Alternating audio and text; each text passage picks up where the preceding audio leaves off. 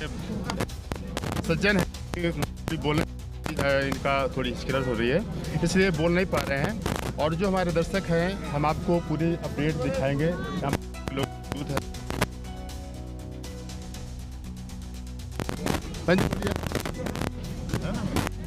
Sir आप कुछ बोलेंगे? में आप क्या आने का उद्देश्य क्या है? मेरे आने का दो मेला में जो उद्देश्य है, हमारे दर्शकों को बताइए। बहुत सुंदर उपदेश है। योगी जी ने बहुत जो किया है, बहुत अच्छा किया है। और ये जो सनातन धर्म में जो लाभ मिलता है 144 वर्ष के बाद, यह बिरला होता है जो किसी को मिल जाए। ये बड़े भागी पुरुष को ये पुण्य प्राप्त होता है। और हमारे जो सरकार है, बहुत सुंदर व्यवस्था की है। हम इसको सरकार को बहुत धन्यवाद। व्यवस्थाएं जो सरकार के द्वारा हुई हैं, उससे आप बहुत ज़्यादा प्रभावित हैं कि बहुत सारी अच्छी व्यवस्थाएं हैं। तो चलिए, जो गंगा स्नान जो संगम है, ये संगम में स्नान करने का मूल उद्देश्य, क्योंकि जो हमारे दर्शक आपको देख पा रहे हैं, तो उनका मूल उद्देश्य ये बताइए कि संगम में स्नान करने का मूल उद्देश्य क्या है, क्या उससे प्रॉफिट मिलने वाला है? क्या है, ये धर्म सनातन जो है हिंदू धर्म का है।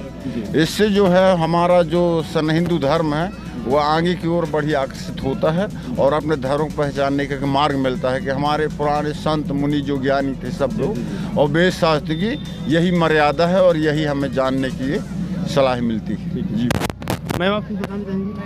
सर आप बताएं कुछ कि हमारे दर्शक यहाँ पे मौजूद हैं, और हमने अभी जो अपडेट हमने ली, और देखिए एक संत जी हैं, इनसे जानेंगे। कुछ बोलने के लिए असमर्थ हैं। हाँ, वैसे आप बताएंगे कुछ, जो कुंभ मेले में आप आए हैं, तो यहाँ देश सर, यहाँ हमारे जो गवर्नमेंट इस समय काम कर रही है, वो बहुत अच्छा काम कर रही है। और बस उसी को हम लोग देखने का थोड़ा प्रोत्साहन था, जो हम देखने आए अपनी फैमिली के साथ। लेकिन बहुत अच्छी लेडीज़ के लिए और बच्चों से लेके बड़ों से लेके जय जय सिया राम, और बहुत ज़्यादा अच्छी ही, बहुत ज़्यादा मतलब सेफ्टी दी गई है। यहाँ की जो सारी व्यवस्थाएं आपको देखने के लिए मिल रही है, क्या इससे आप विशेष प्रभावित हैं? जी बिल्कुल, और हम भी प्रभावित हैं और हमारे आने वाला फ्यूचर भी प्रभावित होगा इससे। बहुत अच्छी व्यवस्था है। मैम, जो दर्शक दिख पा रहे हैं आपको, तो थोड़ी एक दो शब्दों में बताइए कि जो हम यहाँ पे आए हैं और ये जो मूल उद्देश्य हमारा आने का है, गंगा स्नान करने का, और जो त्यौहार बीच में पड़ी मकर संक्रांति की, इसका मूल उद्देश्य क्या है आने का? जी, यहाँ आने क्या हमसे इससे क्या लाभ मिलने वाला है? इससे हमारे क्या बताएं, अब इससे हमारे जीवन को भी यही लाभ मिल रहा है कि हम इसको मतलब फील कर पा रहे हैं, अपने सनातन को फील कर पा रहे हैं, और बहुत ही सुरक्षा से फील कर पा रहे हैं, और बहुत अच्छा लग रहा है। जैसा कि अभी सुनने में कुछ भक्तों के द्वारा जो सुनने में आया कि गंगा स्नान करने से मुक्ति संभव है, क्या मुक्ति संभव हो सकती है सर? बिल्कुल हो सकती है। और ये जो हमारी सनातन के प्रति इस समय जो बहुत ज़्यादा मतलब लोग आकर्षित हो रहे हैं, सिर्फ और सिर्फ हमारे पीएम मोदी जी और योगी जी की वजह से संभव हो पा रहा है। उनका बहुत हम धन्यवाद करते हैं सच्चे दिल से, और यही कहते हैं कि बस आगे भी इसी तरीके हमारा प्रोत्साहन करते रहें। हर हर गंगे हर। देखिए बहन जी, जो मैडम है अभी आपको विशेष रूप से अपडेट दी कि मूल उद्देश्य हमारा कुंभ मेले में, ये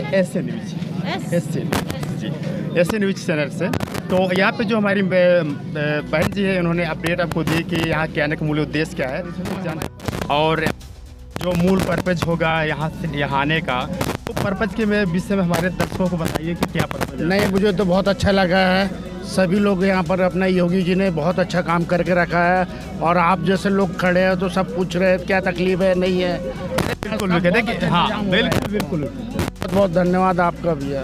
अच्छा सही, जैसे कि अभी मैंने बहन जी से मैंने क्वेश्चन वही किया, वही क्वेश्चन आपसे कर रहा हूँ कि यहाँ पे जो हम गंगा स्नान करने के लिए आए हुए हैं, और ये जो त्यौहार हमारे बीच में पड़ी, ये त्यौहार, ये गंगा स्नान करने का मूल उद्देश्य क्या है? इससे क्या हमारी मुक्ति क्यों नहीं? अपने की डुबकी है, इसमें सभी हिंदू सनातन लोग आते हैं, डुबकी लगाते हैं। 12 साल में एक बार कुंभ भरता है। सभी सोचते हैं कि सनातनी एक जगह मिले, इकट्ठा हो, यानी अच्छा लगता है सनातन के नाम पे। ये हिंदुत्व की पहचान है कुंभ। देखिए जय जय। सर जी ने अभी जो अपडेट आपको दी कि का मूल उद्देश्य क्या है, तो सारी कुछ आपके सामने रखा, तो आइए कुछ जानते हैं। और कुछ बोलना चाहेंगे? नहीं सही, हरा कुंभ का दर्शन क्यों करना? कुंभ का दर्शन इसलिए करना, भले ही हम न पहचानते हो कुंभ में जाकर, वहाँ पर देवता आते तो हैं। चंदा और चंदा देख संतों का धंधा, जिस तीर्थ में आप जा रहे हैं उस तीर्थ का महत्व आपको पता होना चाहिए। अच्छा, हमको सिखा दिया है। हिंदू असली खतरे में अब आया है जब अखाड़ा परिषद की बैठक में संतों ने एक दूसरे के साथ ले थप्पड़ ले झप्पड़ ले कक्कड़ कर डाला।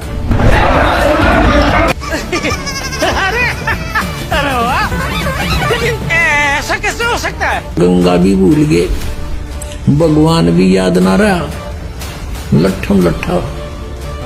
ये बड़ी अच्छी बात है। कुंभ का फल या संतों का दल, आज इसी सवाल को विस्तार से क्लियर करने के लिए हम आपके बीच कुछ आध्यात्मिक जानकारों के विचार लेकर आए हैं। इस आध्यात्मिक ज्ञान चर्चा में एक तरफ देवकी नंदन जी तथा दूसरी तरफ हैं संत रामपाल जी महाराज। इन आध्यात्मिक जानकारों में किसका ज्ञान उत्तम है? कमेंट करके हमें अपनी राय अवश्य दें। अगर इस चैनल पर आप पहली बार आए हैं तो फटाफट से वीडियो को लाइक और चैनल को सब्सक्राइब जरूर कर दें। तो चलिए वीडियो शुरू करते हैं। कुंभ इस समय 12 वर्ष बाद जुड़ रहा है। उस कुंभ में जो हम सभी एकत्रित हो रहे हैं वहां यज्ञ लगातार 1 महीने तक चलेगा। तो आप उसमें अपने परिवार की तरफ से आहुति दें और सुनिए उस कुंभ का महत्व क्या है, ये भी हम आपको बता दें। इस कुंभ के महत्व को अवश्य सुनिए। अधिकांश क्या होता है, कई लोग उसको भी समझते हैं, बोले सब जा रहे हैं तो हम भी जाएंगे। कई लोगों को लगता है सब जा रहे हैं हम क्यों जाएं, पर दोनों ही बेकार जा रहे हैं। जब तक समझ नहीं रहे तब तक जाना बेकार है। किसी भी तीर्थ में घूमने की दृष्टि से नहीं जाना चाहिए। जिस तीर्थ में आप जा रहे हैं उस तीर्थ का महत्व आपको पता होना चाहिए। जब आपको तीर्थ के विषय में मालूम होगा, उसके महत्व के विषय में मालूम होगा, तो आप निष्ठा के साथ उस तीर्थ में जाएंगे। और निष्ठा के साथ में जब उस तीर्थ में जाएंगे तो उसके जाने का फल कई गुना हो जाएगा। कुंभ में जाने का क्या लाभ है? अश्वमेध सहस्त्राणि वाजपेय शतानि च लक्ष्य प्रदक्षिणा भूमे कुंभ स्नाने तत्फलम। अश्वमेध सहस्त्राणि, सहस्त्रों अश्वमेध यज्ञ करो, वाजपेय शतानि च, उससे भी अधिक आप वाजपेयी यज्ञ करो, और 1 लाख पृथ्वी की परिक्रमा करो, पूरे पृथ्वी की। इसमें जितना फल मिलता है, इसमें जितना फल मिलता है उतना ही फल कुंभ के समय प्रयागराज में स्नान करने से मिल जाता है। उतना ही फल किस में मिल जाता है माय डियर? अश्वमेध सहस्त्रों यज्ञ करो, अश्वमेध यज्ञ, वाजपेयी यज्ञ करो, सहस्त्र यज्ञ कितने भी कर लो, और 1 लाख पृथ्वी की परिक्रमा करो। उसका जो फल 1 लाख कर पाओगे, 1 लाख पूरी पृथ्वी की परिक्रमा करो, उतना सब फल कुंभ के स्नान मात्र से प्राप्त हो जाता है। अब इस महत्व के साथ जब आप कुंभ में जाएंगे तो बताइए इसका क्या एनर्जी होगी आपकी। और उस यज्ञ में, उस कुंभ में आप जो भी सत्कर्म करेंगे, इसलिए उसे कल्पवास कहते हैं। कल्पवास का मतलब है उस कुंभ के मध्य में आप जो भी कार्य करेंगे, वहां रहकर जो भजन करेंगे, वहां रहकर जो आप भोजन दान करेंगे, वहां रहकर जो आप वस्त्र दान करेंगे, वहां रहकर आप कुछ नहीं मात्र स्नान करेंगे, गंगा स्नान। कुछ नहीं है करने को, हम है ही नहीं, हम तो एकदम खुद ही मांगने वाले हैं, हम पे तो कुछ है नहीं, तो हम क्या करें? बोले मात्र स्नान करो। तो अगर आप 1 महीने तक वहां रहकर स्नान कर लेते हैं गंगा में, आप विश्वास मानिए आपको 1 कल्प तक वास करने का फल मिलेगा, स्नान का फल मिलेगा, 1 कल्प। दोस्तों, अब आप भली भांति देवकी नंदन जी के कुंभ के महत्व को समझ गए होंगे। आइए अब नजर डालते हैं इस वीडियो क्लिप पर। तो मेरा नाम है नवीन कुमार। चंदा ओ चंदा देख संतों का धंधा। हिंदू असली खतरे में अब आया है जब अखाड़ा परिषद की बैठक में संतों ने एक दूसरे के साथ ले थप्पड़ ले झप्पड़ ले कक्कड़ कर डाला।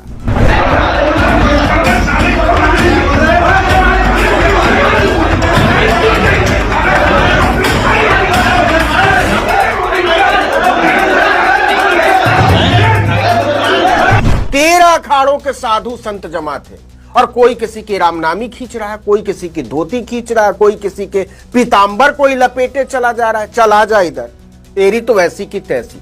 ऐसा दिव्य माहौल था कि इलाहाबाद से प्रयागराज बने शहर का माहौल एकदम से दमक उठा। एक दूसरे को ऐसा कूटा कि समझ में नहीं आ रहा था कौन ओखल बना हुआ है, कौन मूसल।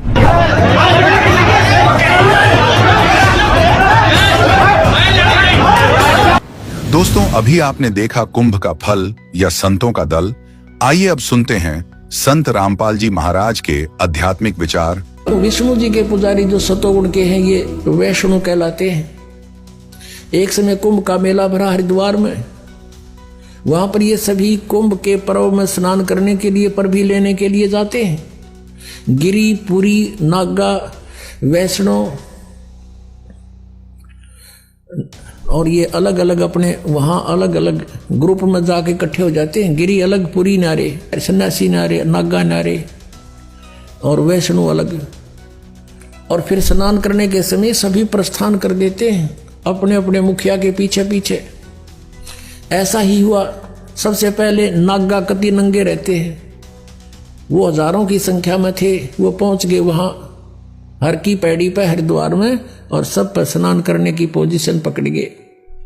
पीछे तो आगे वैष्णो साधुओं का पूरा ग्रुप, कोई हजारों की संख्या में। वो जाकर कहने लगे, नागाओ तुम बाद में स्नान करना, हम सर्वश्रेष्ठ हैं। नागा कहने लगे, नहीं हम सर्वश्रेष्ठ हैं, हम त्यागी और बैरागी हैं, हम कोई वस्त्र भी साथ नहीं रखते, हम बिल्कुल नीचा घूमते हैं, हम सर्वश्रेष्ठ, हम प्रथम स्नान करेंगे। वैष्णो साधु कहने लगे, रे पशु की तरह तुम नंगे फिरो, टट्टी के हाथ भी ना धोते, शरण फिर दो, बार मरो, हम नहाएंगे पहले, आज तुम प्रथम नहाने वाले हो गए हो। कहने का भाव ये है, वो गंगा भी भूल गए, भगवान भी याद ना रहा। लट्ठम लट्ठा तीर निकाल लिया, तलवार काट ली, एक दूसरे को कत्लेआम कर दिया। 25,000 ये त्रिगुण उपासक कटका मर गए वहां पर। तो ये कर्म किसके हैं? राक्षस स्वभाव को धारण किए मनुष्यों में नीच दूषित कर्म करने वाले मूर्ख। गंगा का पानी मैला होता, 2 मिनट बाद से नहा लो भाई, कोई बात ना, हम ये बैठे यहाँ पर। एक आम आदमी से गिरा करैक्टर इन लोगों का व्यवहार। अगर आप गंगा कहीं स्नान करने गए भी हो, कभी डले डोहा थे जब हम भी जाया करते, कोई आकर कहता भाई मैं भी नहा लो, काजा उसको स्थान देते थे, कहा जो आप भी नहा लो। आम व्यक्ति का व्यवहार अच्छा, इनको महात्मा कहना कहें हम, और इनसे जाकर दीक्षा लें, इनको इनसे मोक्ष माने। इसके विषय में परमेश्वर ने सूक्ष्म वेद में कहा है, तीर तुपक तलवार कटारी जम धड़ जोर बधावे हैं, और हर पैड़ी हर हेथ ना जाना, वहां जाते एक चलावे, और काटे शीस नहीं दिल करुणा, ये जग में साध को आवे हैं, और जो जन इनके दर्शन को जावे उनको भी नरक पठावे। कहते हर पैड़ी, हर की पैड़ी कहे भगवान के प्रति कोई दया नहीं, और आपस में कत्लेआम कर रहे हैं, और काटे शीस नहीं दिल करुणा। ये जग में साधुओं का डेरा था एक, अब भी है। तो जो भी उनके संपर्क मानता, उन्हें पहले सुल्फा पियाने सिखाते, उसको एक चलम सी रखा दे मिट्टी की इतनी, सुल्फा भरकर टर्न कर देते, फिर वो चोरी करता, क्योंकि आदि बन जाता, घर के तो लुकमा लाता, दाने लाता, उन्हें सुल्फा पीना डेली। तो नो बिगाड़ दिए, कहते